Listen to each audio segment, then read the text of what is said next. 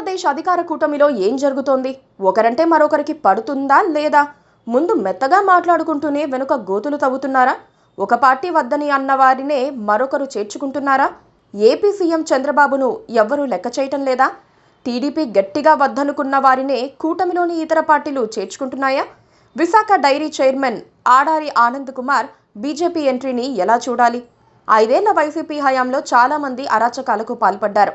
కొందరు డైరెక్ట్గా ఏ పని చేయకపోయినా అరాచకవాదులకు వత్తాసుగా ఉన్నారు. అందుకే వైసీపీ వారిని ఇప్పుడు దగ్గరికి రానివ్వకూడదని టీడీపీలోని బలమైన నేతలు వాదిస్తూ వచ్చారు. తాము పడిన కష్టాలను గుర్తు చేస్తూ వైసీపీ వాళ్లను చేర్చుకుంటే టీడీపీ కార్యకర్తలు క్షమించరని హెచ్చరించారు. వైసీపీ నేతలు ఎవ్వరినీ కూటమిలో చేర్చుకోవద్దని స్పీకర్ అయ్యన్న పాత్రుడు ఇటీవలే ఒక స్టేట్మెంట్ వదిలారు. ఉత్తరాంధ్రకు చెందిన పలువురు ఫ్యాన్ పార్టీ నేతలు టీడీపీ వైపుకు చూస్తున్నారని తెలుసుకుని మరీ ఆయన అలా మాట్లాడారనుకోవాలి. అయితే ప్రస్తుత పరిస్థితులు చూస్తే మాత్రం వైసీపీ బ్యాచ్ కొంచెం రూటు మార్చిందని, అందుకు టీడీపీ మినహా కూటమిలోని ఇతర పార్టీలు గ్రీన్ సిగ్నల్ ఇస్తున్నాయని అర్థమవుతోంది.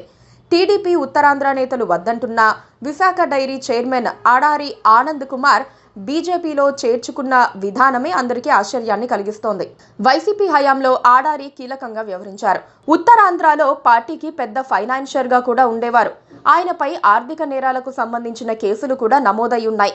ఆడారి టీడీపీలోకి సింపుల్ గా ఎంట్రీ ఇస్తారనుకున్న తరుణంలో అయ్యన్న పాత్రుడు అడ్డుపడ్డారని చెబుతారు. పైగా విశాఖ డైరీ అక్రమాలపై అయ్యన్న విచారణకు కూడా ఆదేశించారు. దాంతో 3-4 నెలలు ఆగాలని టీడీపీ అధిష్టానం నుంచి ఆడారి ఆనంద్ కుమార్ కు సందేశం అందింది. ఈలోపే ఆయన జనసేన వైపు చూస్తే విశాఖ కార్పొరేటర్ మూర్తి యాదవ్ అడ్డుపడినట్లుగా తెలుస్తోంది. అయితే రాజకీయంగా ఎదగాలని చూస్తున్న బీజేపీ మాత్రం ఆడారి కుటుంబాన్ని అక్కున చేర్చుకుంది. ఆడారి ఆనంద్ కుమార్ తో పాటు ఆయన సోదరి యలమంచిలి మున్సిపల్ చైర్ పర్సన్ అయిన పిల్ల రమాకుమారి కూడా కాషాయ కండువా కప్పుకున్నారు. ఇతర నాయకులను కమలం పార్టీ కండువాలు కప్పి కూటమిలోకి ఆహ్వానించింది. దీని వెనక బీజేపీ కీలక నేతలు చక్రం తిప్పారని అంటున్నారు. అంగబలం అర్ధబలం ఉన్న ఆడారిని తమ వైపు తిప్పుకుంటే విశాఖ జిల్లాలో బలపడతామని బీజేపీ భావిస్తోంది. అయితే ముందే చెప్పినట్లుగా అయ్యన్న పాత్రుడు దీని మీద కీలకమైన సూచన చేశారు. కానీ బీజేపీ పట్టించుకోలేదు.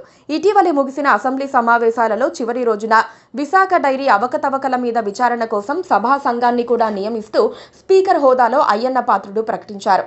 ఆడారి ఆనంద్ కుమార్ బీజేపీలో చేరటం వెనుక సమాజానికి ఒక సందేశం కూడా అందింది. ఆయన్ను కమలం పార్టీలోకి తీసుకుంటూ ఉంటే టీడీపీ అభ్యంతరం చెప్పలేకపోయిందని అనుకోవాలి. కూటమి ధర్మాన్ని పక్కన పెట్టి మరీ బీజేపీ చేర్చుకుందన్న చర్చ టీడీపీలోని సామాన్య కార్యకర్తల్లో వినిపిస్తోంది. కూటమికి నాయకుడిగా చంద్రబాబు ఎందుకు మాట్లాడటం లేదని కూడా ద్వితీయ శ్రేణి నేతలు గొనుక్కుంటున్నారు. డబ్బున్న వారి సేవలను వాడుకునేందుకే పార్టీలు వారిని చేర్చుకుంటున్నాయని కూడా టీడీపీ శ్రేణులు ఆరోపిస్తున్నాయి. ఉత్తరాంధ్రలో ఆర్థికంగా బీజేపీ బలపడేందుకు టీడీపీ వారి మనోభావాలను సైతం పట్టించుకోవటం లేదన్నది ఒక వాదన. రాజకీయాలంటే అంతే మరి. Please subscribe to KTV Telugu. KTV Telugu. KTV Telugu. KTV Telugu channel.